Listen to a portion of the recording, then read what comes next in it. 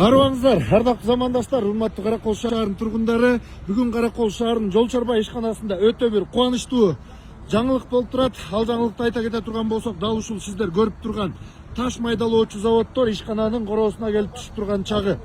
Урматтуу мекендештер, бул заводду ишкананын жетекчиси экөөбүз 2024-жылы ноябрь айында тамеки алып жегерге акчабыз жок, 5 сомубуз жок туруп чөнтөгүбүздө. Ал кезде Бакыт Кадырбекович жумушка келе ушул нерселерди кыялданып, ушул нерселер келсе, Кудай буйрса Караколубуз өнүгөт, ушул ишканабыз өнүгөт деп кыялдандык эле. Кудай буйрса кыялдарыбыз орундалып атат, Кадырбекович. Чындыгында азыр ушу жасын айтып өткөндөй аябай кубанычтуу кабар бул Каракол шаары үчүн. Ошо биздин өкмөт башчысында турган Садык Нуркожоевичке, биздин ушу шаарыбыздын мэри ушуларга чоң ыраазычылык, ушу биздин сунуштарыбызды колдоп, анткени ушул ишкана ушуга муктаж болуп келгенбиз. Биз буга чейин сатып алганбыз ошо сырьёлорду. Азыр болсо мына өзүбүз каалаган объемда чыгара алабыз.